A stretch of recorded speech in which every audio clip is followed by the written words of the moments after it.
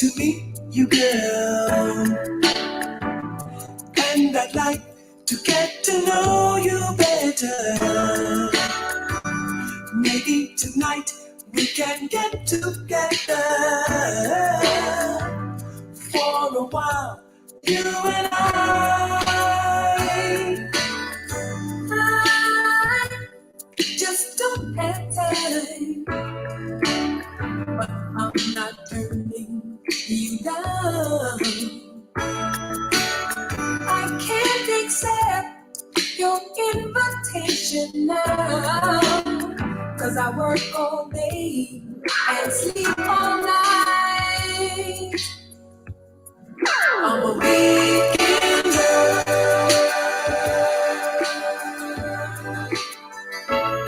and I don't have time on the weekday. Weekend girl, but maybe we can try to work it out.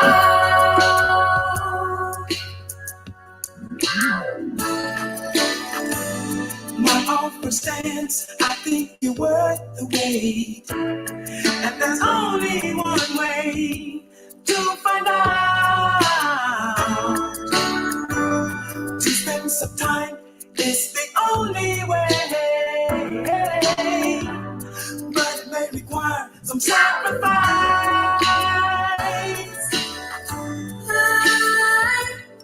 I would like to see you tonight.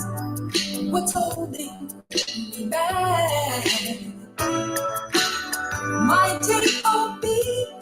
is rough on me, and that keeps me from hanging out.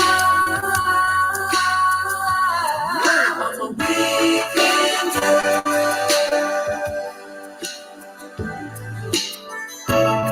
and I wish that I could see you.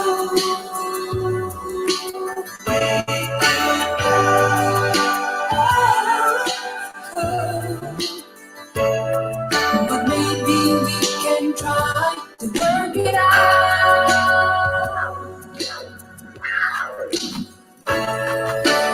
I never let nothing keep me from what I want. No man, no job, gonna do what I want to do. If that's never dawned on me that I was so tied down, it's time I let myself go free. Take the chance I find. Man, what is up? How y'all doing tonight, baby? We hope you're enjoying Title Free. Want to get rid of these ads? I did. I set my damn account. And listen with the best sound quality available? Damn, I might have messed my whatchamacallit. Ain't that crazy? Switched out my card.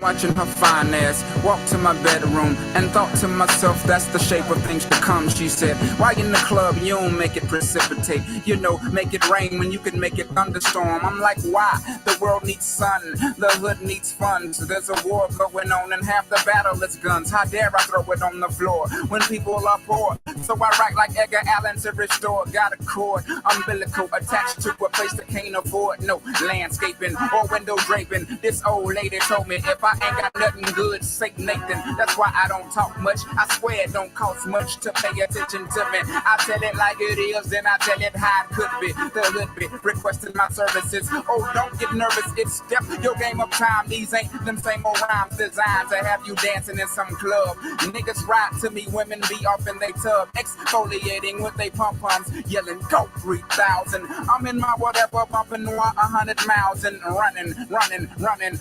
Summon woman, come and sit down. Heard you need some plumbing done, and I'm in a swell mood, a rather swole mood. Until she told me that she told dude that she'll be back. She's going to the store. I didn't know she had a boyfriend, so the door I pointed her to. I said, call me when y'all break up. I don't fuck nobody, bitch. You never owned a Jacob. Know what time it is, nigga. Just trying to live like DJ Storm, right? Tell it up, tatted up. Got your thumb showing up, your tattoo on your back. Got all your twisted up, your tattoo makes you bad. Tattoo on your chest, tattoo on your ass. Tattoo up the down for the life of pussy cat. Tatted up, tattoo tatted up, tatted up. Miami tatted up, tatted up, tatted up, everybody tatted up. Look what them eyes hanging on your back up between your legs is looking like some ice cream melting to the floor. Dip it back and drop it low. Girl, I know this sounds strange, but I done seen that type of before. Cherries on your waist, can I get a taste? Hello, Kitty, tattooed on your titty. My smell says it, but you ain't that pretty. So fast, I rep my titty. APL tattooed on my arm. Got me heat, nigga, best be calm. Angel wings tattooed on your back. A couple flames coming out your crime. Got your thumb showing up, your tattoo on your back. Got all your twisted up, your tattoo makes you bad. Tattoo on your chest, tattoo on your ass. Tattoo up your down for the life of pussy cat. Tatted. Speak on behalf of the people. Hope. Faith. We all got a story. It's just me. Okay, please forgive me, Father, all the sinning I done did, all the dirt I had to do, all the trouble I've been in. Went through trials and tribulations every day to make some ends. I'm a walking testimony, still I stand yet again. You don't know shit that I've been through, all this pain ain't that the truth. So much shit that I done cried, feeling like I ain't got shit to lose. Why my granny passed away, why my daughter didn't stay. Wish they both was here today. Oh Lord, in Jesus' name, I done been through hell and back. Mama dodging heart attacks, ain't no AC in the house, just a broken thermostat. Bill collectors on my line, please don't fucking call me back. Got me stressing about this shit, ain't no way I could relax. I was only 18, ain't no money coming fast. Had no choice but turn to God, take some trouble off her back. Everything just going wrong, feel like nothing going right. I just see my homie Dale, and he died within the night. Boy, these streets ain't nothing nice, had to make way out the hood. Don't nobody give a damn, had to make sure we was good. Did like that before you knew it, I had got my record deal. When you make it from the bottom, just imagine how it feel. Lord knows them niggas say everybody had a doubt. Who this nigga think he is? That little black boy from the south. They was laughing at me then, ain't no laughing at me now. And for those who don't believe, ask them now who run the town. Ain't no way I'm giving up, ain't no way I'm giving in. I done lost it all before, can't go through this shit again, no. Lord, forgive me for what I'm about to do. Forgive me for my sins, for the known, for the unknown. Amen. Yeah. Let me get it back to legit to quit. Watch got 2% of 10. Bitch, I made so many hits. Look how quickly they forget. Go ahead and count me out. You can talk behind my back. Don't give a fuck about what you say. So you think my music whack. That ain't with my...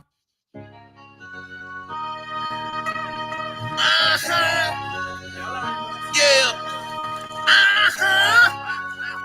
Yeah. Y'all know about my city. I ain't gotta flex about my city. ATL, ho, you already know what time it is. CSGB up in the chat. Bringing up at that 5. W Live. We ready.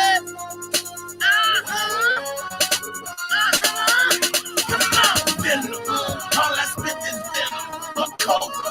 Clench my teeth and I'm alright till it's over. I'm never sober. I'm fucked up now. Say you want pistol play? Well then it's blah blah. Cause I'm the pastor, leader of the wicked church. If I'm busting out the public, give a fuck who I hurt. Come on, them hips was weak for the 2. Triple O. Could that be if I got your CD? But nah, ho. Cause I am not from the city of bullshit. As soon as we come, it's time for wigs sitting. You're that spitting. I want undivided attention. You say you're pimping. I send my niggas for the lynching. Just in your blood. I forgive them, but we have seen. Georgia boy, when we come like me. Fresh out the pen. I'm sending dead up in the blade. With the fifth, the ribbon, collect the pin up like grenade. I come from the city that they don't play my rules. I come from the city that they ride them. Hell no, I wanna holler no motherfucking trick. He all over there smelling like book and Hennessy and shit. Hell no. Hell no, I don't wanna holler at him. That's all right. Hold up, bitch. Hold up. Check it out. Oh, you don't know now, nigga. shit like me. One who lay the dick like me. But you don't know now, nigga. Who do the shit that I do? Run through your whole little two. Pay for it if I got to. Oh, you don't know now, nigga. Then run off in your eyes. Put a gun off in your mind. Blow your motherfucking brains out. But you don't know now, nigga. Who fall off in the club? Free drinks for the show for love. Play the ball for the love. Bitch, you don't know now, nigga. Who know more niggas than me? Who do more killers than me? And way more dope dealers than me? Bitch, you don't know now, nigga. No, bitch, you don't know now, nigga. No. You don't know now, nigga. That dress fresher than me. And you don't know now, nigga. That way more polo shit than me, bitch. You don't know now, nigga. Who do more freaky stuff? Eddie Gucci with the legs up. Then I blow it all in your butt. And I don't know now. Who like it like you? Who bite the dick like you? Who look like a bitch like you? And don't like a bitch like you. I fight a bitch like you. Old type of bitch like you. Ain't no telling what you might do, bitch. You know now, nigga. You know now, nigga. No, you don't know now, nigga. He got me fucked up. So, I ain't saying nothing. Hold on, check this shit out. You don't know now, ho. Done been the places I've been. Who can spend the grands that I spend? Before there was a stripper rapper, that was Trina. Fuck my 5 or 6 best friends, and you don't know now, ho. That's off the chain like me. That'll fuck the thing like me. Oh, look off the thing like me. Now you don't know now, ho. That'll stand more ass than me. You don't know now, ho. That'll make you come like me. You don't know now, ho. Done tried all types of shit. Who quick to deep throw the dick and let another bitch straight lick the clip. Now you don't know now, ho. That'll keep it wet like me. Make it come back to back like me. Lick a nigga nut sack like me. Now you don't know now, ho. That'll ride a dick on a dime. Who love to fuck all the time. One who's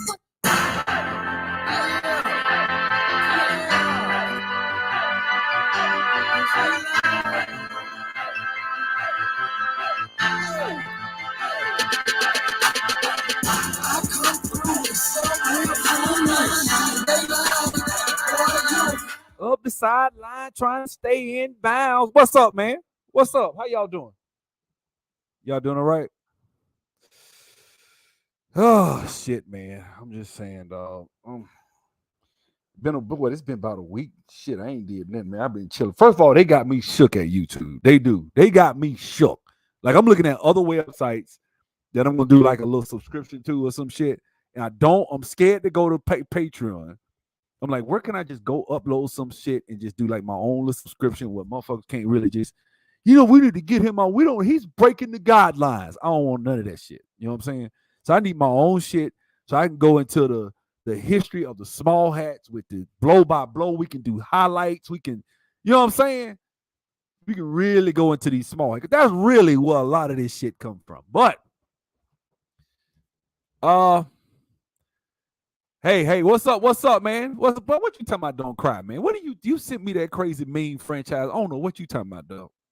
Let me know if you want the link, bro. Let me know if you want the link. You want to jump up? Let me know. All right, so I gotta renew my doggone title, man. I got title and I got what's the name? So I'm probably just gonna let title go because I got Spotify, title. Title got some good stuff on it. Like if it ain't on Spotify, it's on title. You know what I'm saying? Audience, is Audience letting you go off? Like, does Audience let you click? Like old school YouTube, we used to get up here and just say whatever. You can go and why you disagree with what supposedly happened from 1943, summer of 1943 to summer of 1945. Something supposedly took place in Germany that you can't talk about. And I saw a guy go through blow by blow. Why it's bullshit. They own miles. I saw them saying it was. Well, we have to adjust the numbers, and it wasn't really 4 million at this one particular camp, but still, it was millions. Like I was like, oh, they changing the numbers. Wait a minute now. Wait a minute. Anyway, I ain't gonna talk about that. So shout out to this subscriber, man. Hey, I'm glad people watch my content. You know what I'm saying? I want to really go in on this subject right here with this brother. This brother came in my comments and really made a point that I really just thought was just worth responding to. And so let me go live right quick. I ain't been live in a minute. Let me kind of jump on this, right? So let me jump to make this a little bigger for y'all so we can see his comments, right? So let's make this big, right? It says, I have to agree just a bit. I noticed that this black guy talking is whitewashed and has his conscience. What did it say? And his conscience isn't picking up on the judgments. Racism is not the same, and most people imagine the KKK and hound dogs when they're talking about racism. Racism isn't the same as it is defined, as and it is refined racism, meaning that people send energy at you and you pick up on it. Now, watch this. This is the point that really kind of made me like, huh? Anyone that's black and doesn't understand this is just simply out of touch. Hold on, wait a minute. This is, did I bring it up too big? Because I thought he said more than that. Hold on. God done it. I went up too big. There we go. There we go. Right. Sorry, I got to go back out to read it all. He said, anyone black doesn't simply is out of touch. Also, it depends on your location as well as the job field you are in. I personally worked in construction in I guess he meant in the Midwest, and it is still real. I guess people don't like black people in construction in the Midwest. Okay. Didn't know that. Right? White people have a new way of being racist.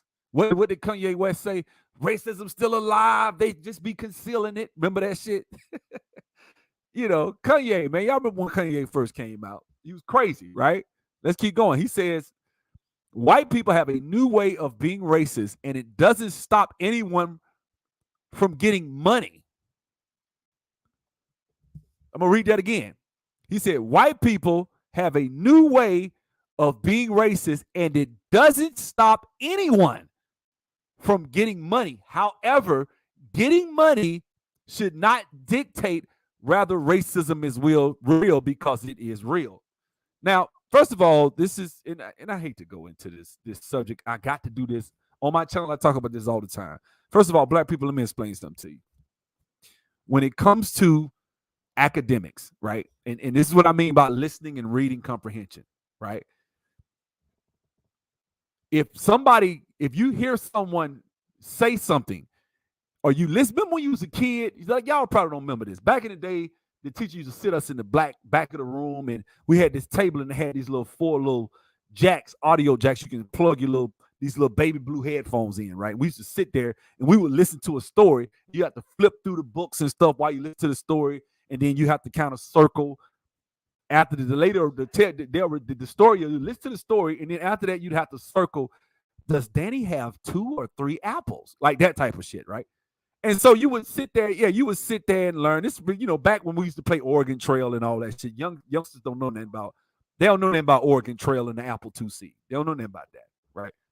But anyway, you know, you sit in the back and you listen to this stuff, and then afterwards you have listening comprehension where you have to understand what you heard, right? Now, at no point did this brother in this video, Joel Patrick, say that racism wasn't real. He said racism doesn't stop you. He didn't say, at no time when he was arguing with these people did he ever say that you won't run into racist individuals that will try to do whatever, but can they stop you? The question is, can you be stopped? That's the real question. Because my thing is, I have no concern of racism if I can't be stopped. If you can't stop me, I don't care, guys. Now it goes into Chronicles of Judah when he talks about, you know, the black man wants a hug. What's up, man? Peace. The black man wants a hug. And I used to hear him say that. I'm like, why he keep saying that about black folk want a hug? He used to say that all the time. I never understood. I was like, why is he always saying the black man wants a hug? I get it now. It hurts our feelings. Let me explain something to you. It hurts the black man's feelings when, and I'm gonna go find this. What is it? Black Trump supporter breaks the programming. Okay, let's find that clip.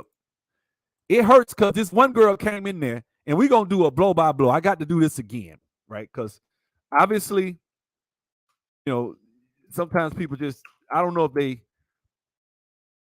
you know, don't understand, but we're gonna go there a little bit tonight. Right? So breaks the programming, right? Okay, GRAMIN. All right, now. So let's go back to this video. Africa is a All right, so I want to go to where he was talking to this little girl, right? Now watch this. This is what I'm talking about right here.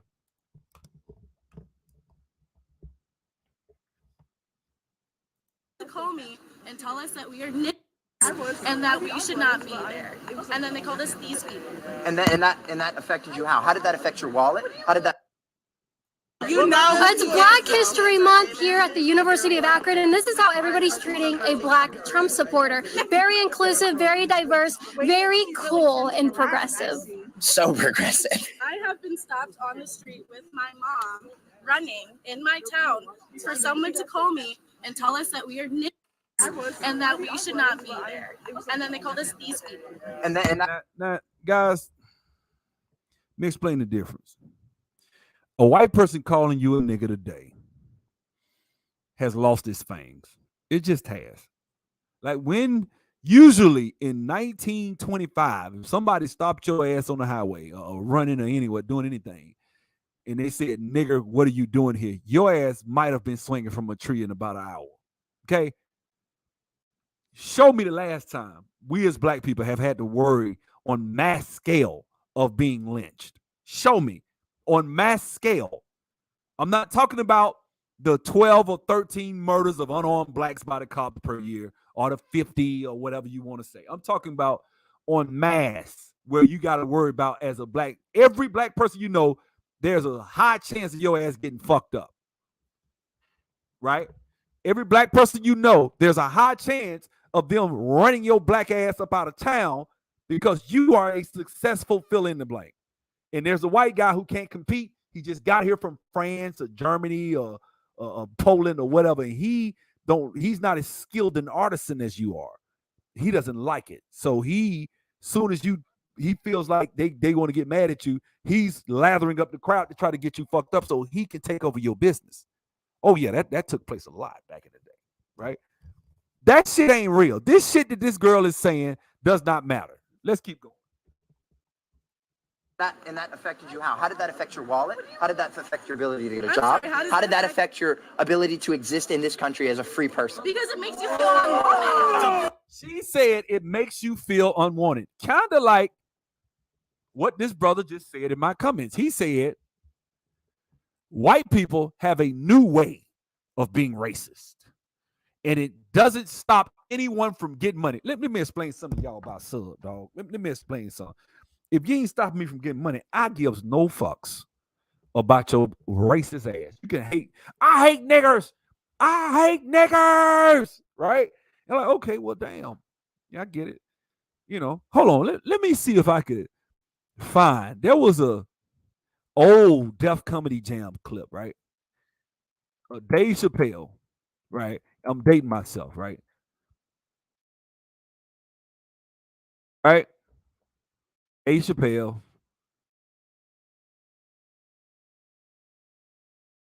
Let's see if he can. Let's see.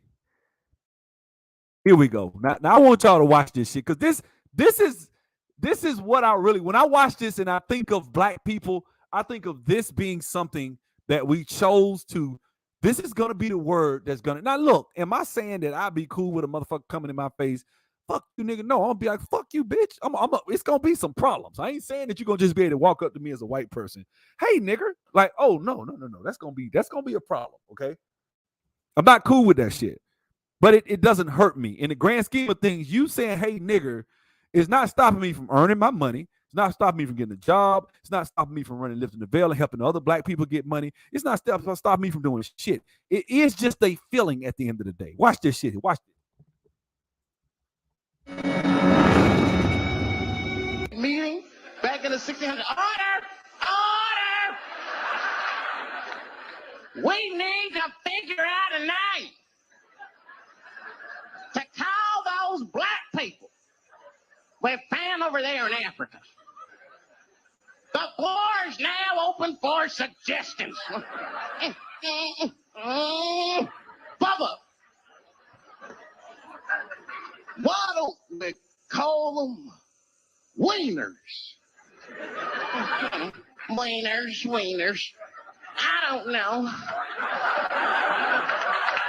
Why don't you use it in a sentence for me? All right.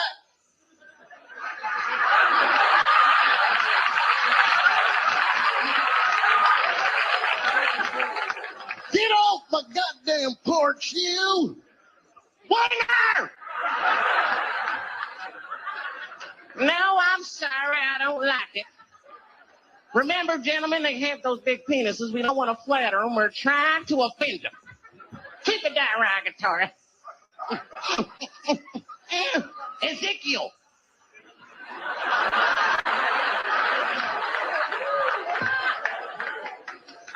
Ezekiel, get it on.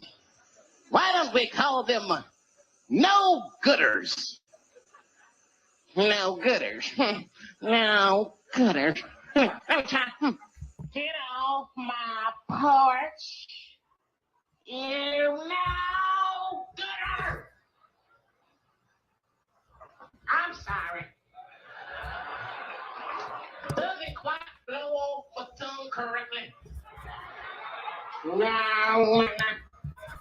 Come on, yellows.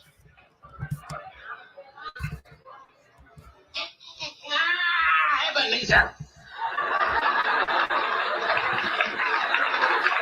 Ebenezer, why don't we call them niggers for short? The whole meeting went crazy. Niggers. Order!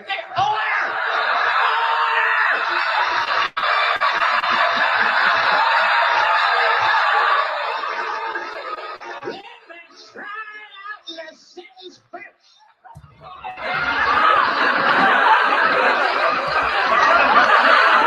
Get off my porch!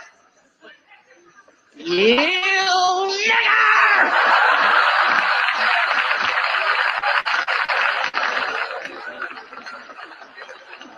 Sounds beautiful. All the possibilities up against the wall. Nigger! Pick that cotton, nigger! This cab don't go to Harlem because we don't trust niggers.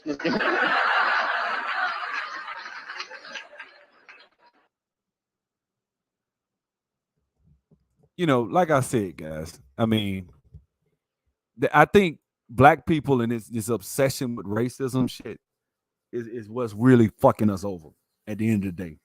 That's really what I feel, man. I mean, you're not going to tell me that this girl right here can really tell any reason. She said, well, it made me feel like I'm nothing. Watch this shit. He asked her a question. She said, I felt like nothing because somebody called me a nigga. Watch this shit.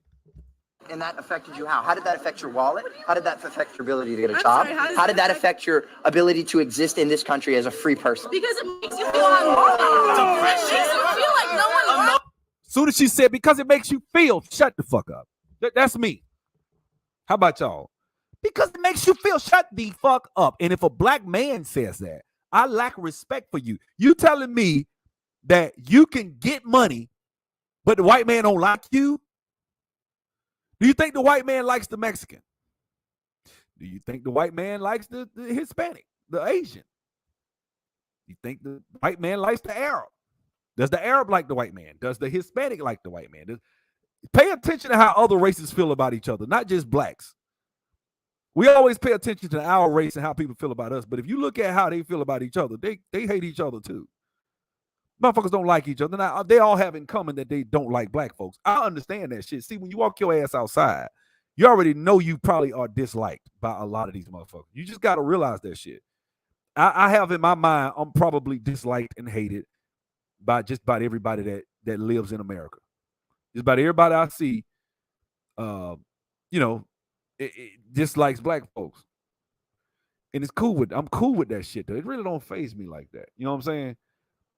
Under no circumstances should I feel like, you know what, I need to get out here and get people to like me or care. That's what Chronicles of Judah was talking about. Chronicles of Judah, when he's talking about, oh, the black man wants a hug. The black man, I was like, why do you keep saying it? Because I went back and listened to some of his old videos, and I was just paying attention how people do really want to, like when you march and protest and bitch, moan, whine, and complain about real symbolic shit. See, black people will kneel for the national anthem.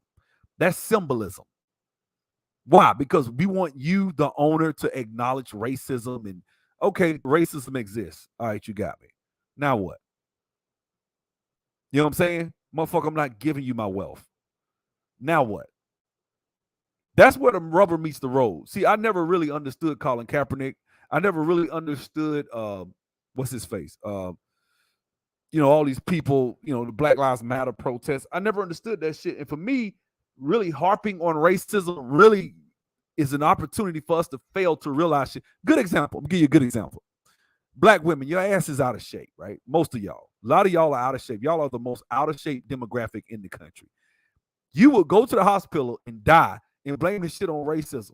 Now, am I saying that there isn't a hint of that shit of you being ignored as a black woman medically? Yeah.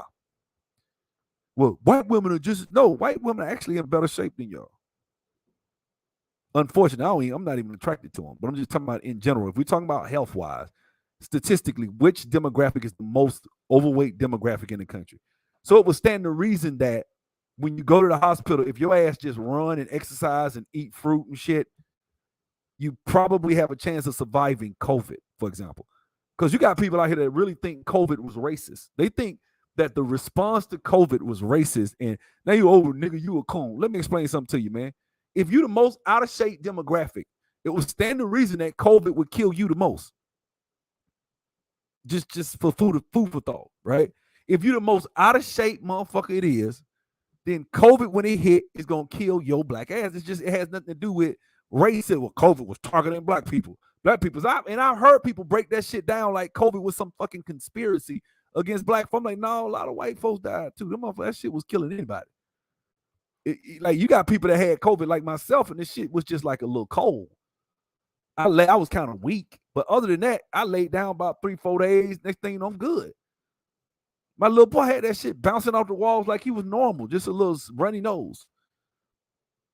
And then you got people that got that shit and it put them down for the count, which I understand. I'm not taking it as is like it ain't shit. But what I'm saying is the average Joe Blow out here on the streets is not in shape. That's black. And so we said that shit was racism. Another example of racism that they call it racism. Failing schools, right? So you go all the way through school, 12 years, graduate and can't even read.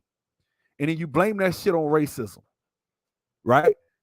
Then you neglect to bring up the convenient fact that when you have black superintendents, a damn near 85-90% black school board, black principal, black teachers, black school teachers aide, you still, in fact, you graduate worse off when that's the case, right? When you got I'm from Montgomery, everybody that ran our shit was black.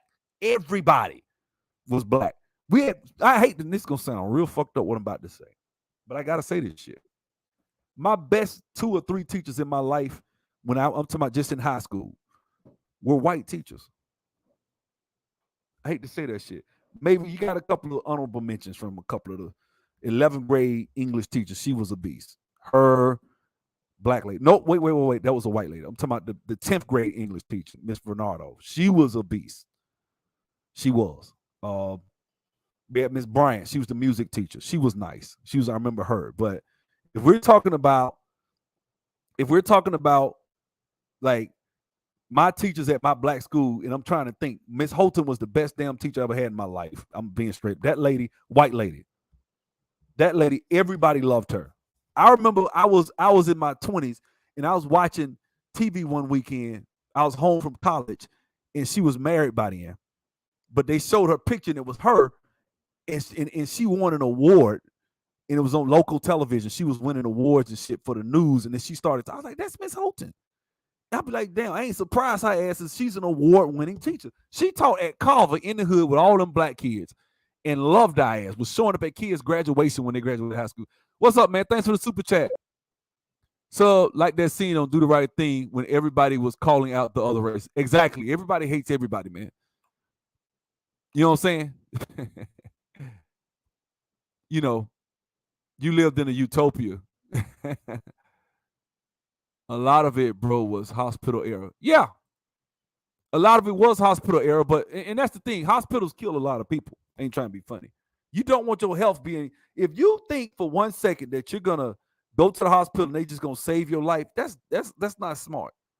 You go to the hospital primarily if you done broke some shit, you know, but when it comes to your health, you are the main person that's in charge of your damn health. Fasting, exercise, all that shit. Going to the sauna. These are things that you need to take responsibility of doing. The responsibility. Why? Because if not, what's going to happen is your ass is going to be stuck in a situation where you're depending on someone else to save your damn life. And I don't want to be that. I don't want to go to a doctor and he got to give me some pills or some medicine to save my ass if I can help it. So guess what I do? I exercise twice a day. I damn sure do. My body fat is under 15%. I ain't been under 15 in a minute. Like, I'm talking about a minute. Like, I'm dropped. That damn boxing done work wonders for my ass. I done start boxing an hour a day, 5 days a week. That shit work wonders for my body. I can see it. My abs are starting to show. My back is ripping up. Because I do what the fuck I'm supposed to do. And I'm doing it for health reasons, not just because I want to hit the stage this year. You know, but what I'm saying is black people, we blame so much shit on racism instead of a lot of times looking at shit like, well, it could be racism or it could be that black women are overwhelmingly overweight.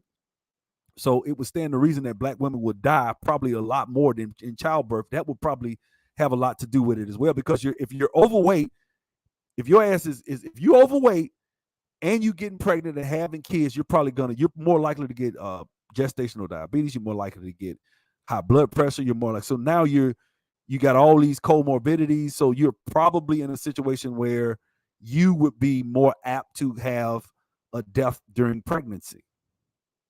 You'd be more apt to die during childbirth. You'd be more apt. These are just facts, man. Look at the amount of people that died in COVID. They say something like 90% of them were overweight, morbidly obese people, most of them. And I'm not trying to drag people or talk about people. I'm just saying a lot of these things that we call racism and get all sensitive about are just, you just don't want to do the analytics of it. You know what I'm saying? And look at this shit for what it really is, right? Another thing, we talk about and we beg for black students to get into these Ivy League schools, when in all actuality, a lot of times black students just don't perform at the level of Asians and certain things. They get in these schools and they're at the bottom 10%. Thomas Sowell has talked about that. Guys, I don't care about necessarily getting into an Ivy League school. I care about quality of life, being successful, right? Getting set up to be successful. So if your ass can go to an HBCU or just a state university somewhere and come out and get your education and get a good job and internship and move up the corporate ladder or move up whatever you're trying to do or start your business or whatever, then what difference does it make? You know what I'm saying? So a lot of times we use these words of racism so much. That shit has been bastardized, right? Racism now is synonymous with homophobia. I dare anybody to say it's not. Racism is synonymous with homophobia. Wonder why. When you hear somebody say so-and-so is racist, homophobic, that's the next thing they're going to say. Now, Lord knows I can't talk about them. I can't even say nothing about them. I ain't going to go there. Not right now. I ain't going to say nothing about them. I'll say something later. Don't think for 1 second I'm going to start talking about it. I'm going to say something, but not right now. But the thing I'm trying to say is, truthfully, man, like I hear all these excuses being made for just outright black mediocrity. That we pass it off as racism. It's not racism. Your ass is fucking lazy a lot of times. It's not racism. You dropped out of fucking school, right? Like a good example. I was talking to Lil Big Nate yesterday. Shout out to him. I talked to him yesterday. We was talking and we was talking about the whole idea that, or maybe it was Sir Tice. I can't remember. We was talking about the whole idea that when people talk, the very first thing we talk about in the black community is prison reform and what that represents, right? Prison reform or police reform. Why is it that in our minds, the first thing you want to do to help the black community is fix prison?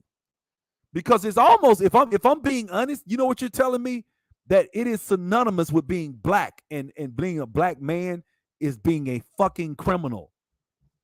Synonymous with being black and being a man is being a person who breaks the law, is being a person who is, you know, dare I say, and let's be honest, can I really keep it a buck? You know why that's it?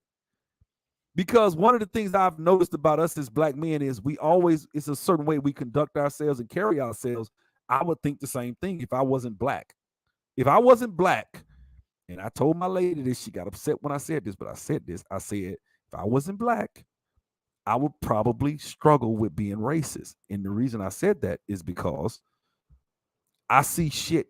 Look, am I saying that white people got all the answers and they perfect? No. But what I'm saying is, I can see why someone would look at a group of people who vote overwhelmingly 90% one way, which is Democrat. And I see Democrats doing the evil things that I see them pushing for right now.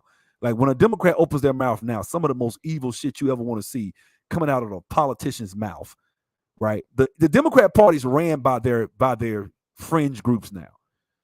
Like they are. I can't say it because they're going to flag me for hate. You know what I'm saying? So I don't want to say it, but I think they're ran by fringe groups. I just do, right? You can't tell me that the alt-right runs the Republicans. You can't tell me that. You can say that because alt-right has some real extreme beliefs, right?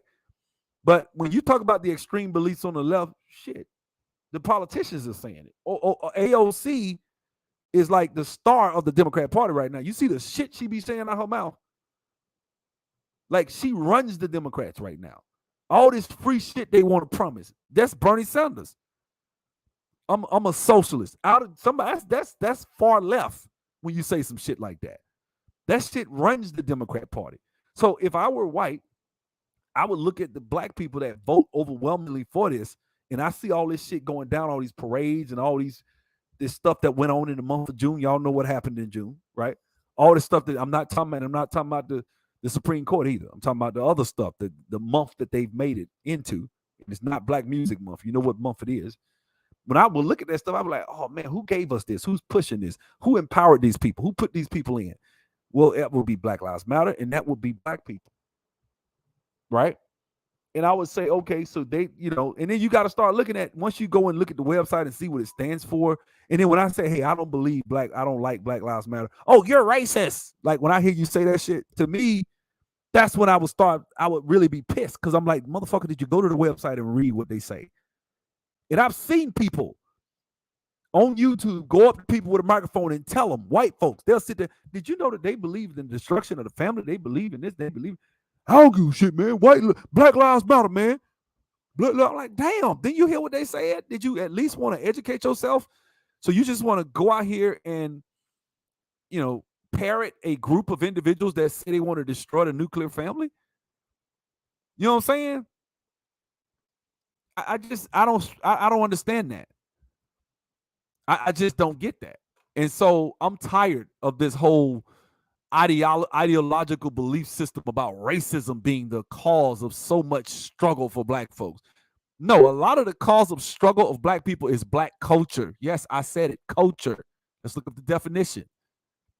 Non-biological behavior. I could just say it, but sometimes it's good to. It depends on who in the hell wrote the definition. So, arts and other manifestations of human intellectual achievement regarded collectively, right? The customs, arts, and social institutions and achievements of a particular nation, people, or other social group, right? So basically, in so many words, non-biological behavior of black people. Anything that's not biological is considered culture, right? And so when you look at black people culturally, and you look at hip-hop music, you look at Beyonce. I almost went live and talked about Beyonce, but if I go live and talk about Beyonce, I might get a flag. So I don't want to say what I really feel about that bullshit ass album she just dropped. That's one of her worst fucking albums of all time. I'm sorry. Beyonce has made good music, but she done fell off, y'all. Y'all got to give it to me. Don't tell me Beyonce ain't fell off these last 3 to 4 or 5 albums. Easy. She ain't been good since the 4 album. She has not. Like, come on, man. Love on Top and all that. Once that happened, she has not touched that zenith since then. Every album she dropped now, 1 or 2 hits on it, and it's trash. This just is. This album now, what she tried to do is get the cheat code. Everybody right now is jumping on this whole, alphabet shit right now. So she thought, I can jump on the alphabet shit. Just like she did when she did Black is the little Lion King thing she dropped. She tried to jump on the whole pro-black train for a minute. Now she's jumping on the alphabet train. You know what I'm saying? So yeah, Beyonce is trash. Sorry. Now, if I'm going back to that first album, yeah, she went off on that one. Second album, it was all right. You know what I'm saying? What was it Sasha Fierce, I think? Then she did B-Day. I think B-Day was second. Then Sasha Fierce. And then 4. After that, I stopped fucking with her. I did. I think she dropped one or two. One album had a couple of nice little songs on it after that. But, but after you look at it, it's like, okay, she did Lemonade. Come on, man. Lemonade had about 3 good songs on it. That's not exactly like a banger of an album, right? Think about the best albums you've seen. For this to be Beyonce and the type of critic acclaim that she gets, think about an album she dropped. The albums that you go and listen and there's like 7 or 8 different hits on it, like B-Day, or those are albums that's it. And other than that, she lucked up. The first album by 6 or 7 strong. Second album by 6 or 7 strong. Sasha Fierce, I think that kind of had some nice hits on it.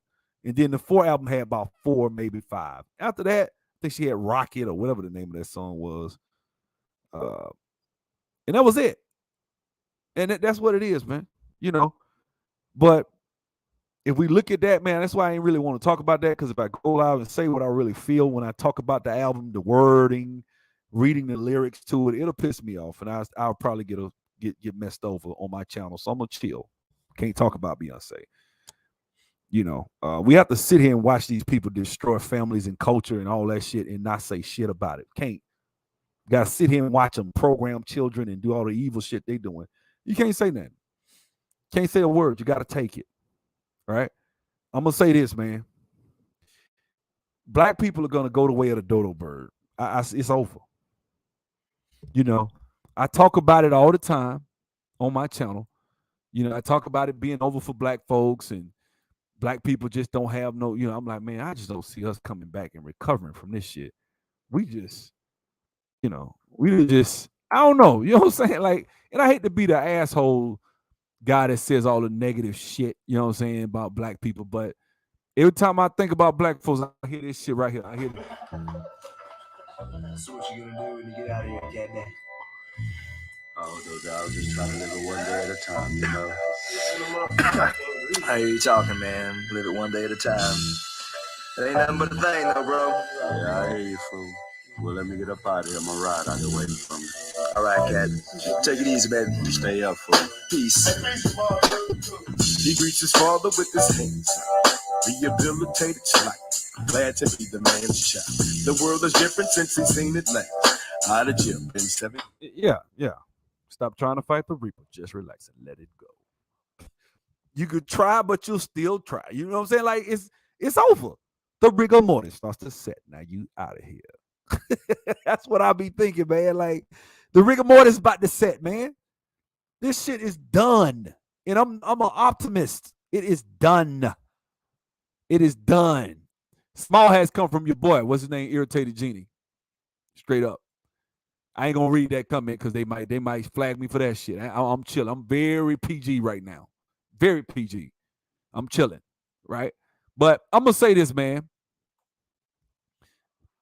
I think the stupidity of black people was this. You screamed racism and you were right. And then somewhere in the 80s and 90s, racism weakened to the point where you were able to climb certain ladders, if you will, and you were able to obtain certain resources. You had your own shit. Like, if I'm really being honest, going back to the early 90s, we were better off, if I'm really being honest, as a people. And I'm not talking about in corporate America. I'm talking about as far as ownership of music and entertainment. A comment I got, dog. I got a crazy ass comment, Sir Tice. Let me know you want the link, brother. But, and I think in the late 90s, if you look talking about entertainment and music and shit like that, guys, and I always talk about this with BET for a second. I think when BET was black owned, Go back and look at black colleges. Go back and look at when Bill Cosby was Bill Cosby, damn it. Go back and look at the HBCU enrollments. Go back and look at black people's involvement in BET and what we were able to accomplish when we had our own shit. Because when we owned BET, we had Rap City, right? We created Rap City. MTV was copying BET, right? If you look at those times and what was going on at those times, if you look at Teen Summit, look at the type of programming. I wasn't a Democrat, but I understood that at least when you watch Conversation with Ed Gordon, when you watch Tavis Smiley, Tonight Would Have a Tavis Smiley, Bev Smith, right? You watched all this. I think Joe Madison, all them used to be on there, man. They used to be on there going back and forth, talking about politics. Larry Elder used to be on there, man. They had all types of shit where people be on there going at it, talking to each other and shit like that. You know what I'm saying? And what I'm saying is, if you really look at this shit and you really shuck it down, like corn, if you shuck this shit down to its purest, degree, what I think is happened is people saw us creating shit in the late 80s, early 90s, and they co-opted it. And we gave it up because we didn't have shit. We were broke. We didn't have no money. And they dangled a few dollars in front of us and say, hey, we'll give you Russell Simmons. We'll give you P. Diddy. We'll give you these. You'll put these guys in charge. We'll give you Jay-Z. So many black men felt like they won with Jay-Z. I hated Jay-Z. I did. I always hated him. I got a homeboy that swore by Jay-Z. He thought Jay-Z, man, Jay the man, Jay-Z this, Jay-Z that, Jay-Z. I'm like, nigga, you act like you getting the damn money. Man, Jay, they call him Hove, man. Hove, dog, he the man, he the man. I'm like, why you so happy this nigga getting all this money? What the fuck that gonna do for you? I'm just saying, man, you ought to like, you a businessman. You should like Jay-Z. And I was like, yeah, he all right. I thought he's okay, right? I was a Pac fan because I knew Jay wasn't going to be Jay. It was going to be Big that was going to really be that guy. And then, he got killed. And then Jay, it just kind of fell to Jay. Young people don't remember that shit. That's how Jay became Jay. Wasn't nobody studying Jay ass. For real. Nobody was studying Jay-Z until Big died, right? Donnie Simpson, Ed Gordon, yeah, Charlie Neal, Joe Madison, all Detroit cats that left the D to go to BET. Exactly. What I'm saying is, guys, if you look at BET and look at the ownership of our media and the shit like that, we control that shit. Look at, guys, if you went to an HBCU in the 90s, I'm talking about Bowie State, Tuskegee, anywhere. If you were in a marching band in the HBCU in the 90s, your ass was on TV on Saturdays.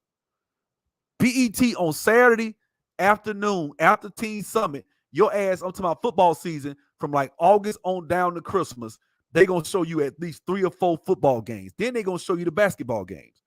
I remember watching Alabama State on TV, on BET, our own fucking network. That shit was powerful. What's up, Rainy? You know what I'm saying? That shit was powerful to see that shit. Guys, go back and look at the record sales of black people, black R&B artists in the 80s, and you'd be amazed. Well, you like, yeah, but this is before the bootleg. Guys, you got people who were selling 2 and 3 million records that we done forgot about. Like, I know, and this is the thing, like, we think these people only had one-hit wonders. Like, people probably think After 7 was just some little one-hit wonder group. But they had Ready or Not, or maybe 1 or 2 hits. Dude, After 7 was fucking big.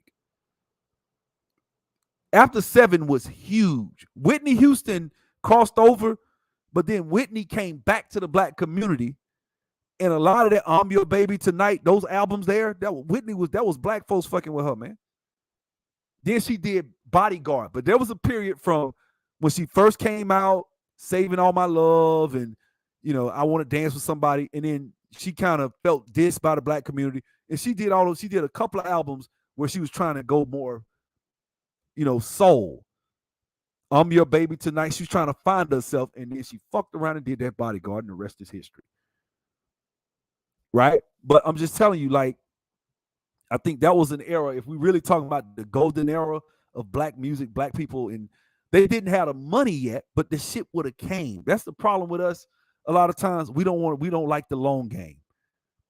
right? We want to do shit quick. We like, oh fuck that. I want to be this. I want to be fast. Now the only reason why I really can't blame Bob Johnson for selling BET, he just was not profitable. But I think he was getting the support. I think in time, technology and the way things are now, had he stayed, I think BET would have become a monster. But soon as they sold BET, early 2000s, they got rid of all the music shows. Did y'all notice that shit? Video Soul, all that shit left. Video Vibrations. Y'all don't probably remember Video Vibrations and shit like that. They had about 5 or 6 of them. They had the show with Sherry Carter. I think it was Sherry Carter, whoever that was interviewing the New Edition, the pressure interview, they call it, where they was up there and Mike Bibb was like, hey, man, I got you, man. I help you. And they all rolling their eyes at each other. That shit was history, man. I remember Destiny's Child getting interviewed on Video Vibrations. Because the dude was like, damn, it's something in the water in Houston. Like he was, I remember that. You know, and my thing is, at the end of the day, I think that the lack of control of our image damaged us. What I'm starting to realize is media is probably the most important thing. You control what people think through media. Look at Lil Nas X.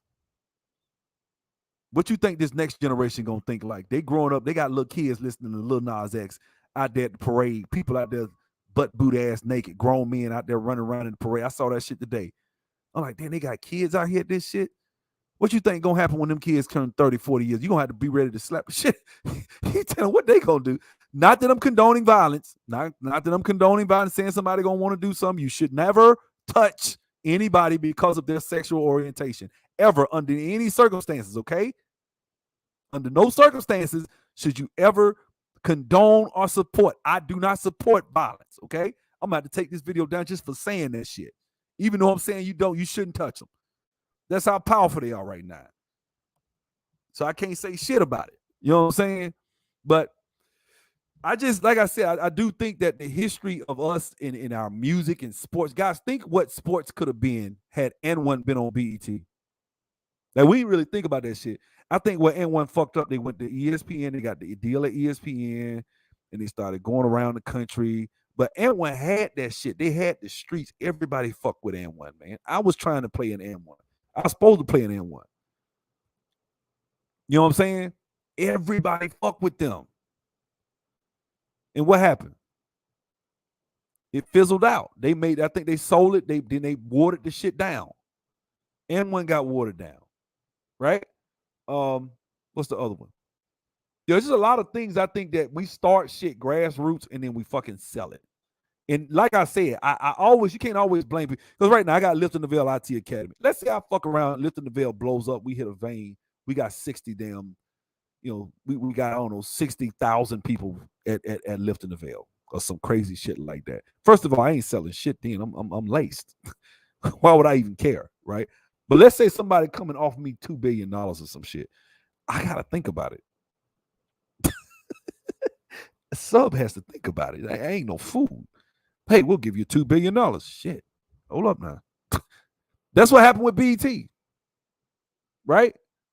That's what happened. Bob Johnson bought the Charlotte Bobcats because he had them, he turned the Charlotte Hornets into the Charlotte Bobcats because he had made $1 billion, man. Shit. I mean, I can't really blame the man for that shit. But my thing is, that's not the case for everybody, though. I think a lot of times it's okay to stay small, grow your shit over time, have a long-term approach to it, and just understand that in time, you'll be able to get there. But at first, we have to, value what we have. Like right now, black people don't even value HBCUs. We don't. But let me tell you what we don't value. I'm going to name some shit that we should appreciate that we don't. Y'all, man, fuck that shit. Watch this. I think black people should value HBCUs. That's number one. And the reason I say you should value HBCUs, it's a space where you can be yourself unapologetically. You can be yourself. And I think having went to an HBCU that you can come out highly equipped and ready. In fact, the overwhelming majority of black tech workers come from HBCUs. You can look that shit up, right? So HBCUs serve that purpose, right? It's a nurturing environment. I think one of the most nurturing things you're gonna ever run into is the HBCU, bro. Like it just don't get no better than the HBCU as far as a nurturing environment where you could grow as an individual, right? And it's nothing like a homecoming at HBCU. I don't give a damn what you say. Homecoming at Tuskegee is the livest thing. Homecoming at, I'm sure, Jackson State, Alabama State do their homecoming around Thanksgiving, which is kind of fucked up. They do the Turkey Day Classic. Go to one of them black classics. Sir Tice, what's up? What you got, bro? Spawn, you're spot on about BET personalities. Remember this line. Hun, you got the goods like Madeline Woods. LOL. BET even spawned Bernard Hopkins via Butch Lewis. That's what I'm saying. Like BET was, it was it. It was it, man. I'm gonna say this. Another thing I think we take for granted as black folks that we have our fucking neighborhoods. A lot of our neighborhoods where black people have that we call the hood, we take it for granted. We do. Where black people live, we take that shit for granted. There are a lot of benefits. There could be. I ain't saying there are, but there could be a lot of benefits from having black schools with black superintendents, black teachers, black. It was nothing for me. I'm from Montgomery, Alabama. That shit is on the census as one of the most densely black populated neighborhoods or cities in the whole fucking United States. We in the top 10 up there with Detroit, right? Birmingham, Alabama, Montgomery, areas like that are densely black areas, right? Everything I see is black. It's nothing for me to see a black businessman. And I'm from Montgomery. Good example, right? I'm from Montgomery, Alabama. I don't like Montgomery. Y'all done heard me say that shit 1,000 times, but watch this shit here.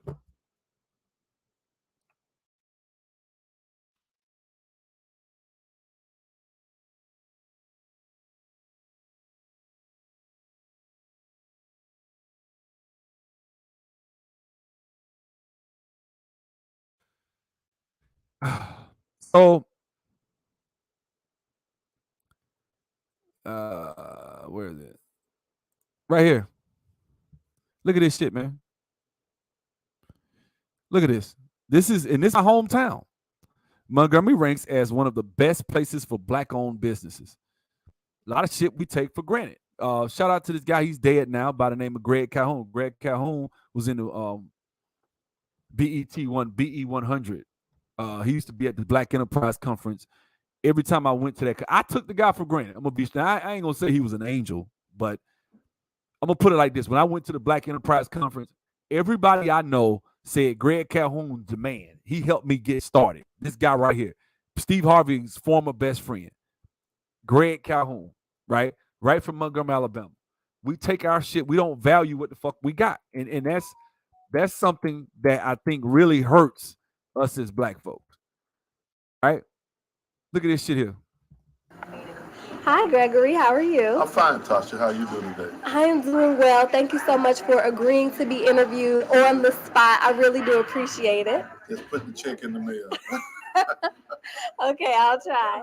So I wanted to ask you a couple. Y'all laughing? Yeah, you laugh. You see where he at? What year was this? Shit, I was there. What year was this? Yep, this the one I was at. 2015. Let me tell you something, man. This dude was on every fucking panel, man.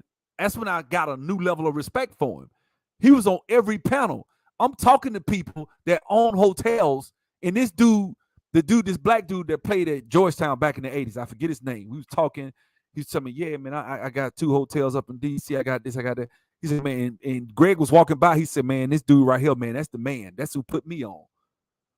I was like, damn. And so I'm starting to, that's what I'm saying. And I'm sure, guys, I'm sure I can go to your city or town and there's some black guy that you can name off that's just like this. Now, this guy just so happened to be one of the wealthiest black men in the country. So, I mean, he dead now, but he died. I think he had stomach cancer. But the reason I'm saying that, we take the black businessman as one of the biggest things that we take for granted. That's who we take for granted. Invest in the black businessman and black businesswoman. Those are the people that you should never take for granted. The fact that someone is black, a lot of times, like Newport Tea, the place I'll be showing y'all where I go get my TRT shots, that's black owned. Just found out, but that's a black owned place. So I now I'm like, okay, that's even better. You know, but I mean, when you find black-owned businesses and they got good food, they got good, good shit that they offer, good products and services, fuck with them. The black business is something that I think black people take for granted. We take our black businesses for granted. You look at that shit like you look at McDonald's. I don't look at a black business like I look at McDonald's. I don't. That's why I'm glad I live in Atlanta. I fucking love Atlanta. Shit, I do. I love this damn city. And I wouldn't have never said that about Montgomery.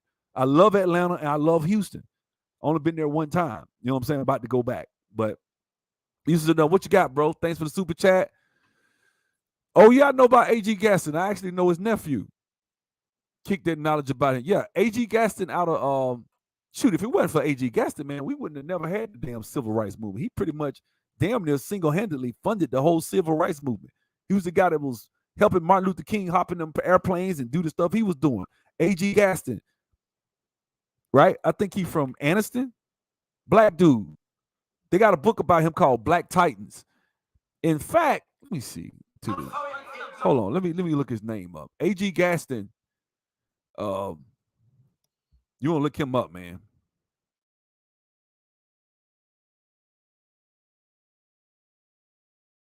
This guy right here. They got a book about him. His niece talked about it. I think she did a C-SPAN special about him. There was a C-SPAN special. This is the book right here. A.G. Gaston. Now, A.G. Gaston is predated by about 140, 125, 130 years as far as being the first black millionaire. That would be the first guy I ever heard of was Nigger Hamilton. First black millionaire that I heard of that really took off. This is before Madame Arias. That's the black lady that was the random brothel. And she they say she was worth like 700,000 or something. She might have been a millionaire. I don't know. But what's her name? What's that lady name? The one they just made the Netflix special about? No, she wasn't. She was predated by damn near 100. What's his name? Hamilton outdated her ass way. And then I'm not trying to be disrespectful to her because she did her thing, and that was in the Annie Turnbull Malone. Annie Turnbull Malone was worth way more than her.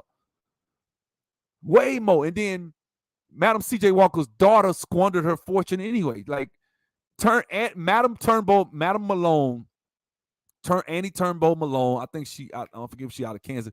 That's who she stole her stuff from, which they had it in the movie. They did put that part in there where she stole her chemicals and stuff, how to make this hair and stuff like that. But, these are people that really faced real racism, like on a level that we could never fathom, guys. And so for me, if I'm really being honest with you, if I had to tell the truth, when I wake up in the morning and when I look at life and stuff like that, I feel like I'm fucking up because I'm not where I'm supposed to be. I'm not what I'm supposed to be. I'm supposed to be at a certain level. I'm supposed to be this. I mean, I got it way easier than these people do, man. There was another guy, and I did a video about him on my channel. I forget his name, but this guy was worth millions, and he started with like $20 after World War II, going door to door selling stuff, and he wound up buying up buildings in New York. I forget his name, and I did a video about him, and I got to go look it up. But this guy, once the white people found out who he was, they stopped supporting him. Back then, it was, man, come on, man. Can you imagine white folks saying, we're not fucking with Nike because they got LeBron James, or they don't give a shit no more. Oh, Lord, here come the sex people. Come the sex bots, right? But let me say this, man. When it's all said and done, guys, here we go. When it's all said and done, man, you gotta have your game tight, man. And these people had their game tight. They had their game tight. These are people that I look up to and I respect. These are my heroes. You know what I'm saying? But Bob Johnson, Robert Smith, these are guys I got mad respect for. And like I said, with Bob Johnson, a lot of shit that we own ourselves and control ourselves, a lot of times is bought up by people from outside our communities, and they mean us harm. I'm sorry. The first thing they did with BET was destroy the music on BET. Y'all notice that shit? What's up, Montreal? When they bought BET, the first thing they did was got rid of the music shows. They got rid of Caribbean Rhythms on Saturday. they got rid of Teen Summit. That was the very first. I was like, damn, they cut Teen Summit right out. Like who? Like if you are making a network for black people, what is the first thing you gonna do? You gonna make damn sure you keep Teen Summit. Am I by myself on this? I'm gonna keep Teen Summit. That's the first thing I'm gonna do. I'm gonna keep Teen Summit. I'm gonna keep I would have kept Video Soul because that was like your flagship show. If you got on Video Soul and you sat on that couch with Donnie Simpson, you were set. You gonna sell millions of records. There are people we ain't never heard of that sold millions that went platinum back in the day. We ain't never heard of them. Right? These are the different things. They had, how many people did Sticks and Stones? I forget who made that song. Was it Andre Harrell? I think that's who did it. Let me see. That song was a big ass hit when I was a kid. And now it's like, I think that's it.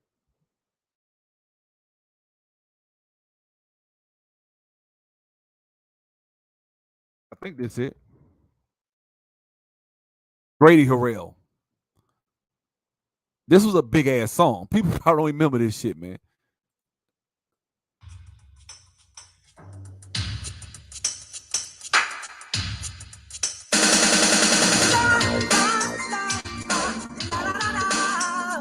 That sound like some 80s shit right there, don't it?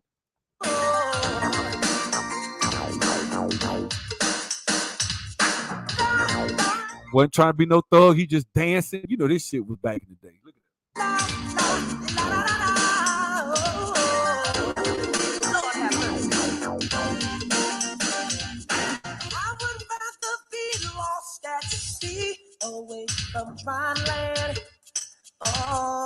But these are the different types of things. He sound like Sam Cooke if you really keep it a buck. Grady Harrell. Yep, yes, he's I knew he was a Sam Cooke guy. I knew it. Jackie Wilson.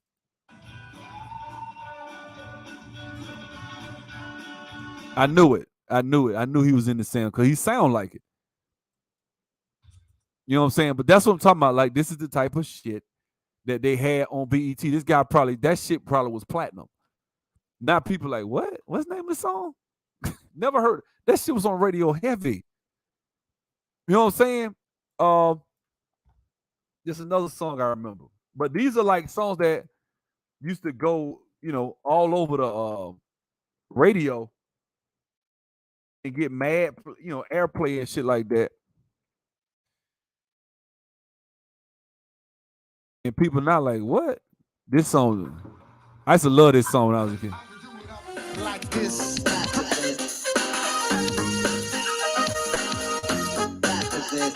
about to get water. Here we go. Come on. Here we are pumping it up. Me and the They had your boy on there, Dougie Fresh. Never heard the song. That's crazy. This song was heavy. This song was heavy. When I say heavy, I mean it was on radio all day, every day. I'm gonna see if y'all remember this shit here. Hold up. What is it? Let me see if y'all remember this crazy shit. This song was big too back in the day.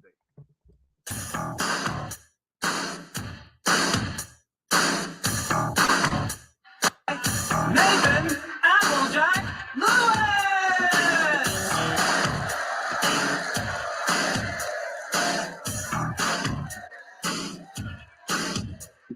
The 29th of June on a full moon, a baby was born 4 months too soon.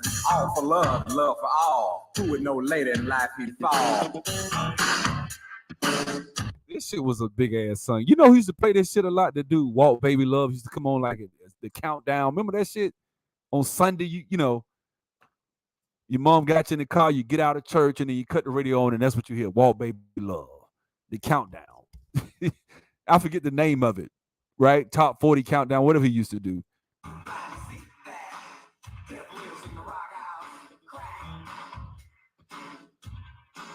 Crack killed Applejack. That was the song, man. But that's what I'm talking about. Like, you had little shit like that. Them dudes would come sit up on the damn couch with Donnie Simpson, right? And yeah, times have changed. Everybody ain't sitting at home watching this shit like it was. But you would come sit up there, talk to Donnie Simpson. They'll play it early, like at 8 o'clock. Then they'll rerun that shit. They had these little commercials and they news that should have come back on about like 10:30. And then you'll watch it again. You know, if you're a kid, you in the bed about to watch Arsenio. You know what I'm saying? You watch Arsenio. If it's some boring shit on that night, you might flip over and watch this. And it would be, you know, all these different artists. I remember Vanity. Like there was an interview with Van. I watched this bitch. Let me show you something. I watched this damn interview. And I was like, watch this. I remember this damn interview. Is this it? This was way back. I sat and watched this damn interview. Vanity. Hello. How are you?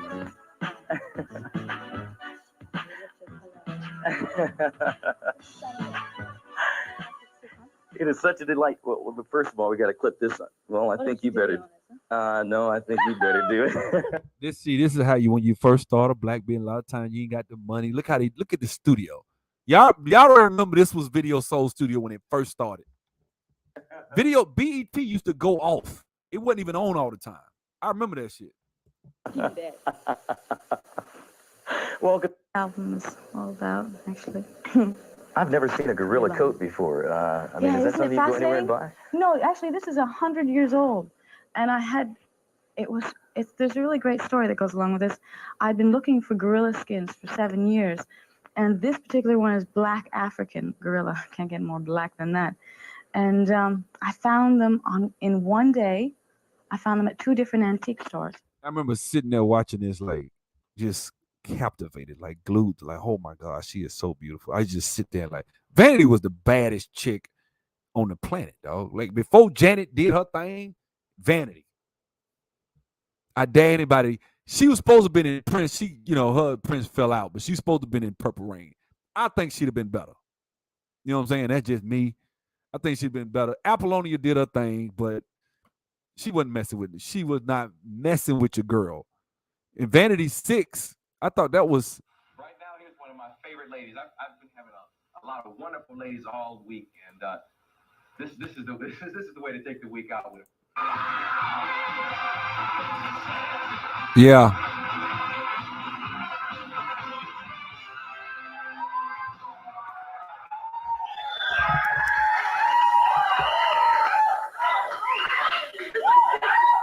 Huh? My sister's out there. Your sister just screamed. She's like, you want her to come up here? Yeah, can she? If she wants to come up here, she can come up here. Where's Vanity's sister? Come on, Hattie. And there's Tony. Hi, Tony. Come here, Vanity's sister. Yeah, she can come up here.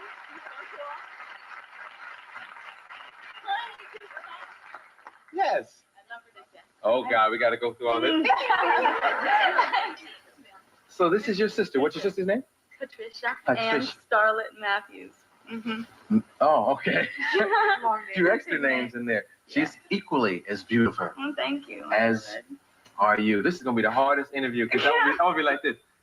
That's what I'm saying, man. Like, we had our own shit. Now, Arsenio was on what's the name? But I'm just saying, man, like, we really kind of fucked up by selling our shit. And I think that's the history of it. I think a lot of our shit has been deprecated because we, don't control our own shit. And because you don't control your own shit, your image and what you think of racism, you weren't really able to hash that shit out, at least on BET. Now, I ain't saying that BET was going to be progressive and well thought out. A lot of this shit, even back in the day, if you go back and listen to what they were really saying, was the same tired-ass Democrat talking points. But if they wanted to get them ratings up and get that shit up, they would have some real damn debates. And they used to have some good ones on there. I remember one show, some guy was upset. He was like, you better apologize. He's like, I will apologize when hell freezes over. Like, there's some little pretentious ass dude out of Washington, D.C. I remember that shit, man. But, a lot of this shit was just, we needed to control our own shit. And it needed to be fledgling. It needed to struggle. Just like Amazon did. Amazon didn't become Amazon in like a year. Amazon became Amazon after 15 years of about to file bankruptcy. struggling. There was a couple so you go find articles where they was talking about Amazon about to go under in 2000. I remember that shit. Amazon started with just books and shit. Then they just kind of just started growing from there. Now they trying to take over every damn thing. You know, but it you know, that's what it is. That's part of business. That's part of growing a business. I'm starting to realize that shit is a long, arduous journey. It takes time and energy. It does. And we have to kind of put ourselves out there and you know, understand that shit. Now, anybody that says that racism is going to stop black people because it hurts their feelings, go sit down. You are going to get stopped by a red light. You ain't going to get stopped by racism. If you think that racism, you say, okay, white people can't stop us from getting money, but they can still, you know, racism still has. I'm like, motherfucker, if you can't stop me from getting money, you can't stop me. How about y'all? If I can't stop you from getting money, can I stop you? Because if you get, well, yeah, man, you get money, they can, man, look, bro. All right, yeah, you got your Bill Cosby situation, okay? We all know about Bill Cosby, all right? Okay. How many times does Bill Cosby happen to the average wealthy black? Like, you think they done that shit to every wealthy black man out this motherfucker? No. Okay, Bill Cosby was a one-off situation.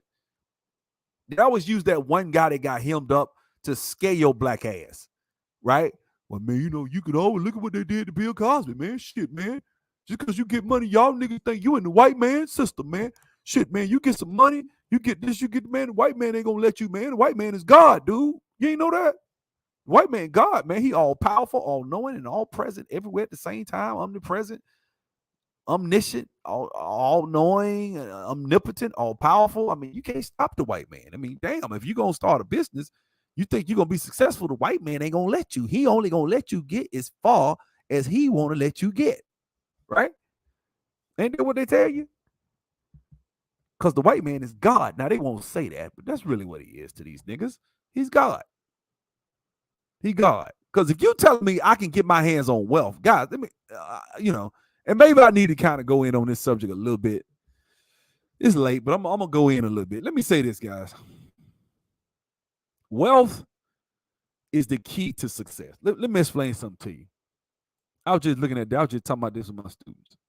Let me show y'all something. So first we're gonna go over here, right? Now I'm gonna show y'all. We was talking about some little jobs because I'm about to go into Azure. I'm gonna start doing some data engineering, looking for some data engineering positions and some shit like that. Data engineering, you know, you can get a nice little chunk of cash for, you know, for this job, and it pays fairly well, you know, fairly decent. You know, I'm looking at about 120, 160. I've seen 170, 157 for the skill set that I'm trying to get. Now, this is just a skill set that anybody can get, right? Once you get this skill set, and we about to start offering this at Lifting the Veil, right? I'm going to go in. I'm going to make videos. Don't worry. But the point I'm trying to make is this. Once you got that skill set, let me open that back up right quick. Once you have that skill set, guys, you know, you get, like I said, I always talk about getting 2 jobs. You get 1 or 2 jobs making 170, 180 a piece. You clearing, you bringing home like 20, 26 a month, or you know, you bring home $26,000. Guys, it would be nothing for you over the course of, I'd say, 3 years, 2-3 years to save up $200,000-$300,000 in a 401k or some shit, or a mutual fund, and then, you know, let's take this shit down. Let's take it down to like 9%. You could easily just drop that $200,000. I'm talking about in a matter of 3 years. Don't put nothing but $300 in there from that point moving forward, and you'll have $5 million by the time you're 67. You're like, man, that's a long damn time. That's if you start at 35. Now, if you keep investing, you can get that money up a lot faster. Like if you just say 3,000. See that? And you can have that shit up even faster. $3,000 ain't that much to somebody bringing home $230,000. I mean, you know, $250,000 a year. That's, you can drop $3,000 in that month. That's chump change. That's like $1,500 a check. You know what I'm saying? And so, what I want you guys to pay attention to with all this shit, man, don't let nobody tell you that the white man is God. Okay? Don't let nobody tell you that if I can get my hands, if I can get my hands on 2 of these, one, look, you ain't got to pay me 180, 200.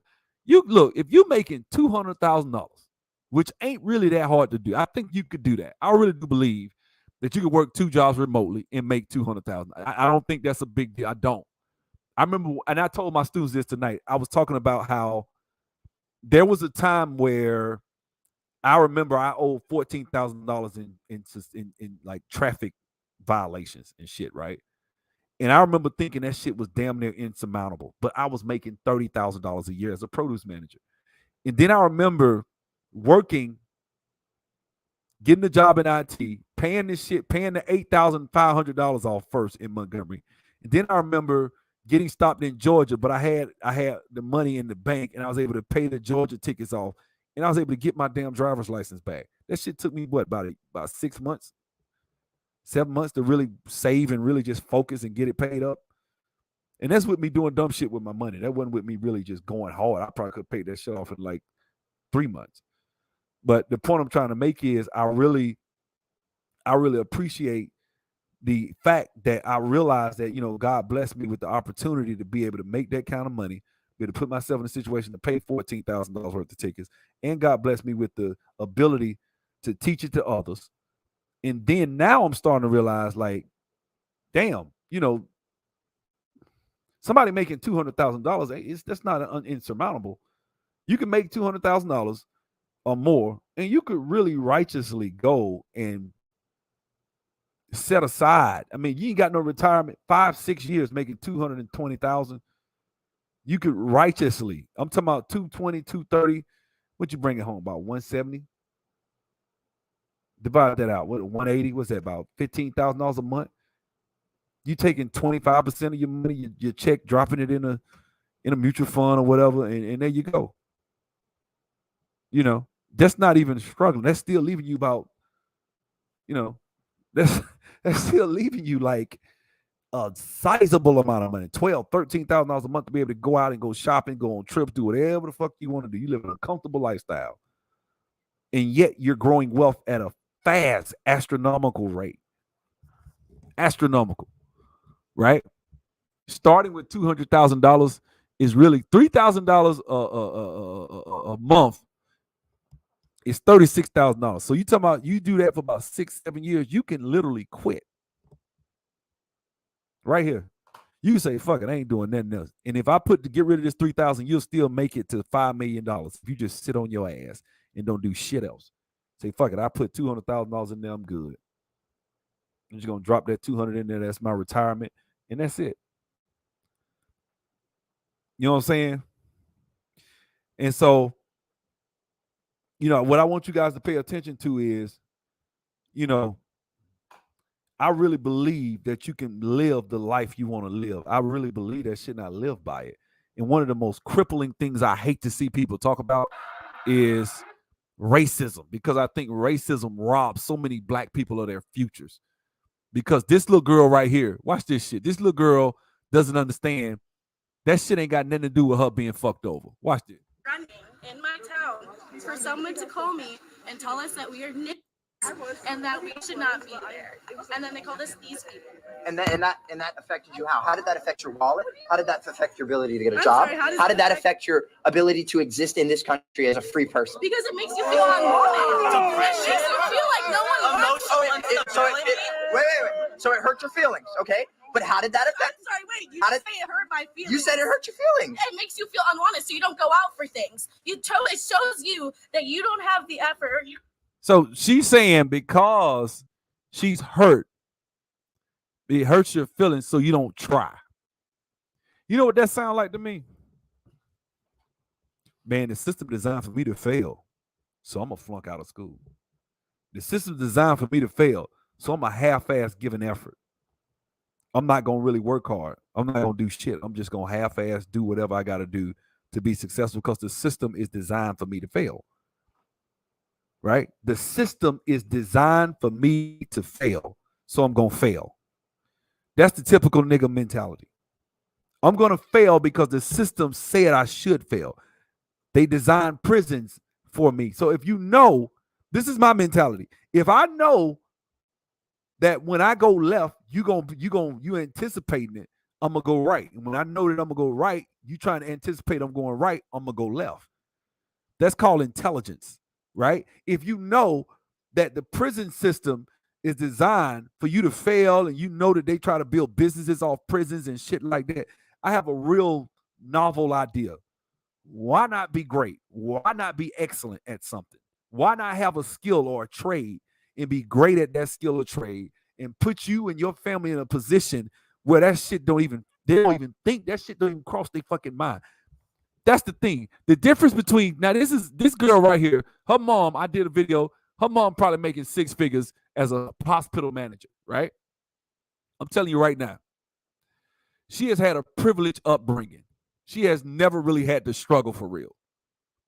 Unless her mom was when she was really young. I could tell the way she speaks that she was in a middle-class suburban neighborhood. Y'all don't hear me. She is from a middle-class suburban neighborhood, and she has had a comfortable lifestyle. She is extremely comfortable in white environments where white people are. She has no problem infiltrating these areas, and she doesn't have to code switch. She is comfortable. That is who she is. Listen to how she talks. You don't have what it takes to go up in this country because they don't want you here. You're not good enough as So why would you let somebody that is so stupid that they would say something so ignorant dictate your behavior in any way, shape, or form? Because I'm telling you, that's what everyone thinks. I'm not talking to If you. that's what everyone thinks, they don't want you to go up in this country. So they don't give you the opportunity. So then you bust your. They don't give you the opportunity. So somebody has to give her the opportunity. Do you want somebody? Let me ask y'all something. Are people supposed to give you opportunities, or you go and take what the fuck you want? Do somebody give you opportunities, or do you just take what you want? I take what I want, guys. That's what I've always made. Everything that I am, I made it by force. I take what the fuck I want. You put foot to ass, as I like to say. You don't allow someone's reality of how they think you should live become your reality, because if you think like that, then you will be forever locked into their reality of what they want you to be. If a motherfucker want me to be mediocre, then that's what I'll be. I ain't finna be, man, look here. I don't give a fuck what you think. I don't give a fuck you think, okay, he's stupid. He got this country-ass Alabama accent. He's not that good of a developer. He's not, I don't give a fuck. Fire me, motherfucker. Fire me. You're fired. That's all you could do? That's the best you got? I got skills. I got skills. You can't stop me. You cannot stop me. And look, I always try to tell my students this shit. No one can stop you, man. Nobody can stop. Only person gonna stop you is you and the good Lord. If the good Lord say it's gonna be, it's gonna be. It ain't nobody gonna stop you, man. And that's when I hear this shit, when I hear racism all the time, when I hear racism this, racism that, man, y'all block them because I can't block them. When I'm on here, I have to refresh the page. So if y'all could go ahead and block that motherfucker, I really would appreciate it. Thank you. But this is the thing, guys. If you don't allow someone to infiltrate your mind, and you really, like, I heard my homeboy, we talk about this. He was talking about this. He loved to get this analogy, right? When you were a child, you would stand up and try to walk. And every time you look around every day, you would see adults walking. As a child, you were not frustrated. You would just get up and fall, get up and fall, get up and fall. Thousands and thousands of times you tried to walk and fail, right? But guess what? You didn't quit and say, I'm not going to walk. I'm going to be 40 years old and never learn to walk. No, you kept trying. And then you walked. And then somewhere along the way, as you became an adult, you let people put a finger in your face and tell you that, you know what? You should give up. It's not going to happen. And you lost that childlike desire to keep failing forward. You get what I'm saying? Guys, I got into IT. I got fired. I got into IT. I lost so much because I kept getting fired. Because I wasn't no fucking good developer. I didn't know what the fuck I was doing. I kept getting fired. I get terminated. I get let go. I couldn't save no money I would save money, but I couldn't get where I really wanted to go. You know what I'm saying? Yeah, this dude here followed him around the whole time. He did. butt and you show them that That's you what don't I care do. what they That's think, what every and you black become person successful. does. And I My applaud mother- that. My mother was a single mother, worked 3 jobs my whole life Exactly. to get me where I am now. And you And cannot stop yes, you. it does. No, because it she does doesn't not get the stop you. opportunity she needs. My mom worked her ass to get a manager position. How did it stop her? Racism, motherfuckers probably did like what? You get what I'm saying? She said, my mom worked. Well, she got it though. She got what you said. Racism tried to stop her from getting. Watch this shit. In a hospital, she has her master's degree and she's going out for her doctorate because not only did other people tell her that she shouldn't do it, but she knew herself that she should without getting the opportunities that she wanted herself. So she did go out and bust her butt. But So that you're does not telling mean me- that does not mean that everyone didn't put her down along the way. But they didn't stop her, and that's what I'm saying. But she is Racism is 46 not and a just now significant getting to where issue she enough is. to stop you. Are you what? It's not So gonna you're stop saying you. 50 years. She has gone out for 50 years. See here, the guy in my comment said that the guy's being disingenuous. He said racism is not enough to stop you. Show me somebody where you ran into racism and you were stopped. Like you weren't able to start a business, you weren't able to go to school, you weren't able to show me. I've never seen that. I seen racist people. I seen racist people try to fuck people up and stop them. Motherfucker, you ain't stop me. I had a racist dude try to mess my house up when I was doing my second deal. I sold that bitch. I made my money. He can kiss my black ass. But he was racist in a motherfucker. I knew he was. That motherfucker showed up talking slick. I knew he was going to give me a low-ass appraisal on my house. I had to get a review appraisal. I remember. But guess what? He didn't stop me. And guess what? Let me tell you what's even more fucked up.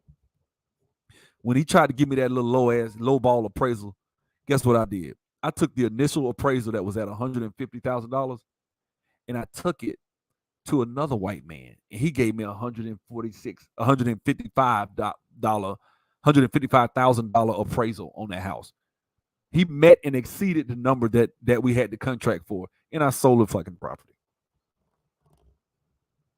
It was a white man, right? You know, what are you saying, man? You love white folks? I mean, look, I don't really care. To be honest with you, it ain't about that. What I'm saying is, it wasn't the one that helped me was from the same race that the one that tried to stop me was. I'm just saying, I used to have these feelings, guys, and I try to make my videos to try to talk about these issues because I think sometimes we need to unpack this shit. Why are we? I got a homeboy that is like a staunch Democrat, probably a damn lobbyist right now, because he was. Every time I see him, he's talking about racism every fucking day. That's all I'm talking about from like 1997. This nigga, I used to go to this nigga room in college. This nigga used to be over there watching like documentaries about lynchings and shit. Just he's sitting there frowning and shit, just mad. And man, this messed up, man. And every day we'll talk. He want, man, you know, white people, man, systemic oppression, this and shit. He was talking that shit way back before I knew how to debunk it because I didn't really give a damn. I'm in college having fun, so I didn't really care. Then I got older. I'm like, that shit was stupid. And I remember one day talking to him. We was involved in the ministry, and I was like, bro, why you always talking about, you know what I'm saying? I'm lying about my house. Okay. Why are you always talking about racism all the time? Brother, you should never forget this. You should never forget the oppression of black folks and this. I'm like, all right, man, I hear you. But, you know, I mean, all right, I'm for reparations, fam, but why are you so angry about that shit? Like, because it be like, and they've actually talked about this, like anger cripples you. You ever notice somebody in a fight and they don't know how to control their anger and they get their ass beat? Like, go to World Star. I know I'm not telling you to go to World Star, but if you've ever been to World Star, you've watched the fights on World Star. You've seen people get angry in a fight and get their ass whipped because they couldn't control their rage and their emotions, right? Angry people are easily deceived, right? Anger serves to hurt you and harm you in a fight. You need to be calm and controlled. Know how to hit, but be calm, because you can react faster. You may react faster, but your balance gonna be off. All that shit, man. You know, anger and resolve. Your resolve has to. It's different when you're in a fight. You know what I'm saying? And so you got to know how to control that shit, man. And a lot of times the best way to control it is to get in fights and learn how to calm the fuck down, which I had to learn when I was little. You know what I'm saying? Getting in, I used to get all angry and shit. A lot of times, you know, No, actually, fam, let me explain something to you, brother. This is how, Damon Gunn. Let me explain something to you. So I had a house that was built in 1890, and you can go look this property up. It's on 33 Simple Street. Let's go look at it, motherfucker. You can look this shit up, right? So let me show you. You think I'm full of shit, nigga? You got the right one. Let me show you. You see, we can go back. So I'm gonna give you the fucking address, motherfucker. Go look that shit up. 33.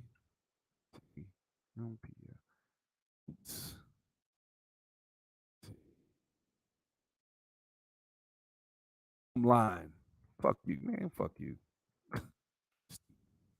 Sit right there, Montgomery. Let's go back. I painted this motherfucker, dude. I put a window. I put a what you call right here. I put a box window. They changed the door. Fuck you talking about, dog? Don't be up here talking about I'm lying on my fucking channel.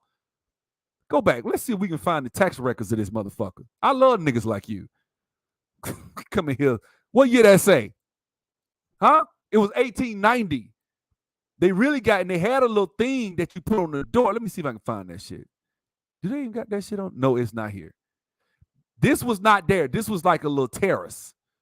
There's a basement around back. This house, if you look at it, above ground, they got 1,973 square feet. They got it rezoned. This house up top was not 1,900 square feet. It wasn't. Right? Up.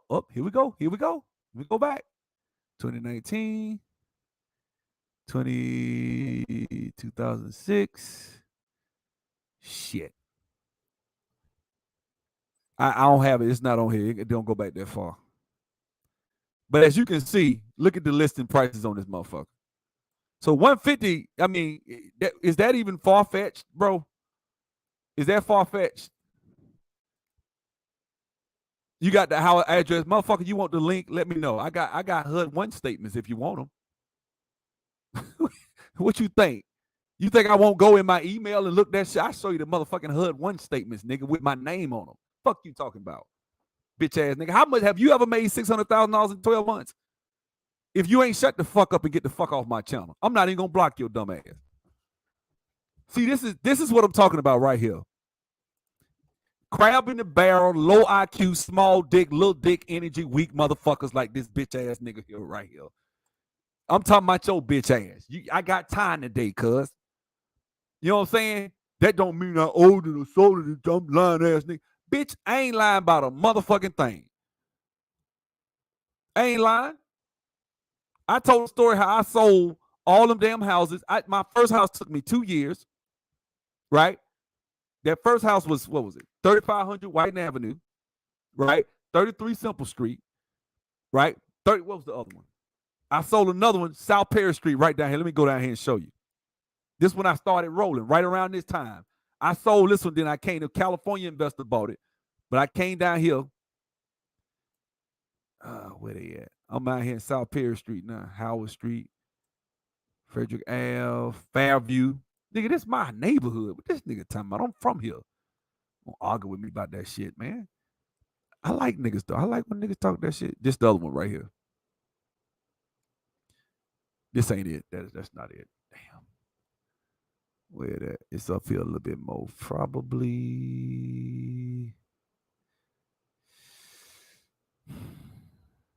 This it. So I rehabbed this one. I painted this house green. Now, this the house y'all ever heard me talk about. Now, it's old. It's old looking now. But y'all ever heard me talk about I almost got in a fight with a dude because he was going to cut my carpet and shit like that. And I had to call the police and shit like that. So this was the house. And so you could go back. It sold for like $180-something thousand. Let me see where I can find it. This was, I think that was 06. Let me see. Damn. No, that's when I bought it. That's when I bought it. They don't got the other one on there. That's when I bought it. It was a foreclosure. So I bought it and turned around and sold it to a California investor. Then it's another one up here on the left side. So that's one. Then I sold. I'm telling my bro, I was selling these bitches like moving. These was the good old days here, boy. Is this? Let me see. I think. Trying to think. That was that one. And then the other one's up here on the left a little bit. Is this it? Nah, that's next door. So I think it's not that one. It's probably this one. That's they done changed it. Go back. You're gonna see this one sold in 06 too. Right around the same time. I bought both of them. Let me see where it at. Ah, that's Trax history. Let me see. See that? I bought that one like a month or so later. But yeah, you ain't got to believe me, bro. Nigga, you lying. Nigga, you lying. Nigga, fuck you. Fuck you. You know what I'm saying? Real shit, dog. You say I took Python last semester. Any advice on entry levels to get my feet wet? Man, you can go to Guru and start doing little stuff on Guru and different things like that. And you know, stuff like that. But if you want to get some experience, probably want to do some volunteer work. Look at internships. If you still in school, then you probably want to try to get them internships over the summer or get you a co-op. That's the best way to get started. I mean, if you're coming out of college, that's the best way, depending on what school you're at too, as far as the opportunities and stuff like that. But you can go to these websites of these different organizations and fill out the forms and stuff like that, and then you'll be able to, like, for example, you can go, like, I remember I used to go to Oracle.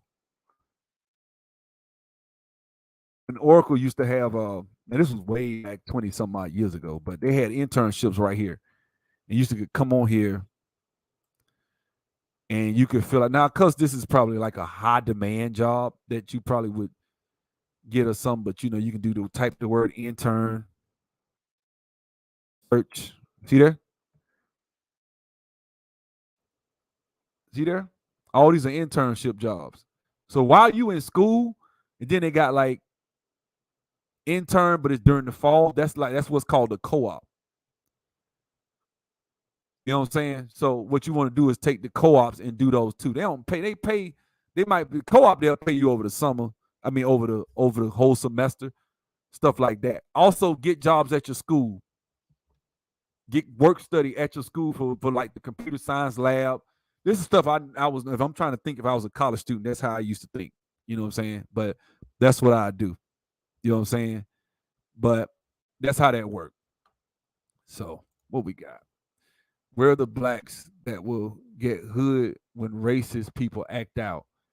I see blacks getting professional when Karens or real racists come. Yeah.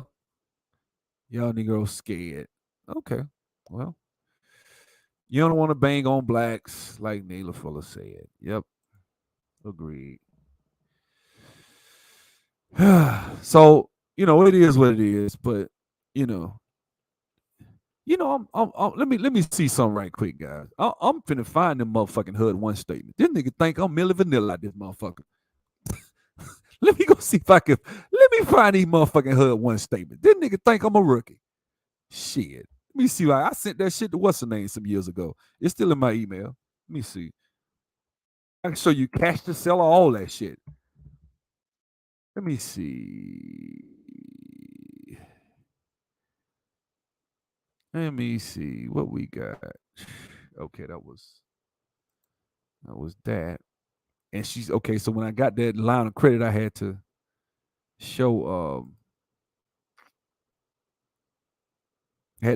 like that I had actually done deals before. And I'm trying to see.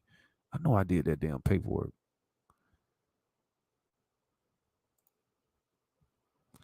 Okay.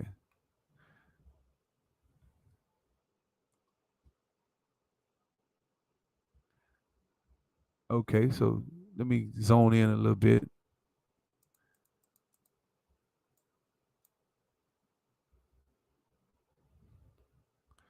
All right.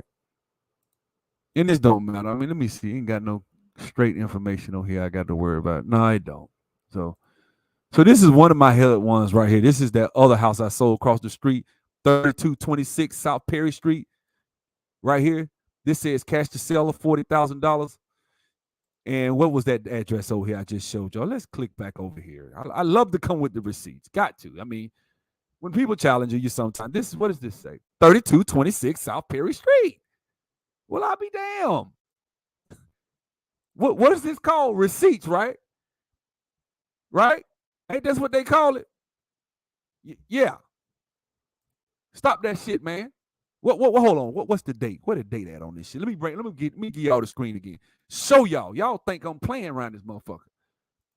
This just one of them. I did a bunch of motherfuckers, man. You trying to talk about, come on, man, you ain't sell shit, nigga. You ain't make no money. Bitch ass nigga. Receipts, nigga. This is Charles Edmondson. That's the attorney. Look that shit up. Call him and ask him if he know me. Shit. What's the date on this motherfucker? Where is that? I guess this fake too, right? I got a fake HUD-1 statement from what, 16 years ago, just for niggas like you, right? Just to show motherfuckers like you, I got a fake HUD-1 statement. Yo, stop that shit, man. So it was 43 bands I got right here. This is just one. All right. Damn. Tell you what, the nigga just want to say, man, you lying. You ain't sell shit, old bitch ass nigga. Like, really? Really? So I'm going to come on here and lie. Here go another one. I'll be damned. Let me maximize this one. Okay. So what's the address on this one? So this is another one I sold on Burton Street right here. Another one. $97,000 to the seller. What they say? Cash to seller. $97,000. I told you, bro. You think I'm faking? Now stay the fuck off my channel. Talking about I'm lying, nigga. Damn. Niggas, I want to talk about you lying about shit. Because you ain't never done that shit. Don't tell me what the fuck I ain't never done. Let me see if I want to find this date on this motherfucker. Just to prove.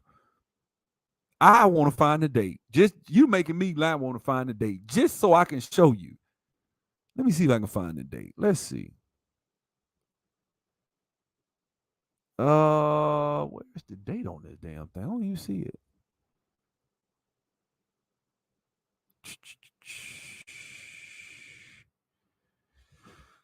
Ah, shit. I don't even see it. I don't see my date. I have to turn it around. I need to turn it around the other way or rotate it. Or maybe I'm just download it. Then just open it up. And let's see. But yeah, this was this was some good old days, man. Real talk. This was the good old days, man. Real estate was booming. Okay, so I sold it in October. Here you go, right here. This is the one for 40. I sold this one in October 9th, 2006. So if you come over here on Zillow and you track the history, they don't list that, do they? Now, this is the exact same address. But as you can see, I bought it June. So it took me about 4 months. I bought it for 58, right? And right here, this say I sold it for, what was that? Total price, I don't even see the total price. Oh, $145,000. So about $90,000 more than what I paid. Now I ain't spent $90 to rehab that bitch. So it was a good deal. I think I spent like, I don't know how much. I forgot. The loan was all covered. That was all profit. So but yeah, them was the good old days there, boy.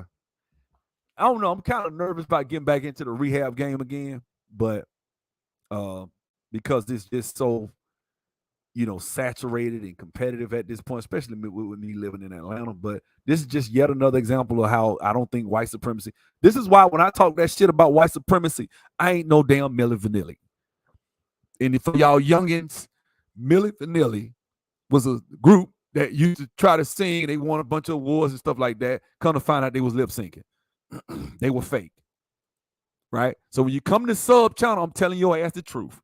Y'all think I just be telling y'all these stories and shit? Man, he lying. That shit ain't really. Yeah. True story. You know what I'm saying? What's this? This is another one. Let me see what this is. This is, oh, this is Linwood. So here go another one. Here go another one. Now, all these was like back to back to back, too. So this was like a month later. 66. Let me zoom, bring it in a little bit. This is like a month later right there. There you go. 66 bands. So this is just like on top. I was just rolling, man. And so, you know, I was doing pretty good. I ain't got all of them. I can't find all of them. I mean, I can't produce all my damn paperwork. You know what I'm saying? So when I be like, yeah, I made 600, I'm dead serious. You know what I'm saying? I wish I could find that one I did in 4 hours. That's just, you know. But that's the type of stuff that, you know, God blessed me back in 06. Now, if I can go back to that time frame, knowing what I know now, man, I would have took some of that money and did a lot of smart shit with it. You know what I'm saying? But at any rate, I did okay. You know what I'm saying? God bless me. I did okay. This is the first property that I showed. He said it was a random address. So let me kind of share the screen one more time on that. Since he said it was I noticed he ain't typing in the comments no more. Where you at, fam? Where you at, dog? He was in the comments talking shit just a second ago, wasn't he? What happened to him? What did this say? I said I made by 80, didn't I? What that say? And then if we go up here, what that say? What address? 3269 Perry Street. Let's go over here. Let's go and see what 3269 is. It's because he think I'm motherfucking lying. Well, I'll be damned. 3269 South Perry Street. What I said. Damn it. Be up here. Come on, man. And let's go down and see. Okay, so what was the sale history? So I bought it for complete sale history. I bought it for 54 foreclosure. And this closing was, when was this? This was let me go up.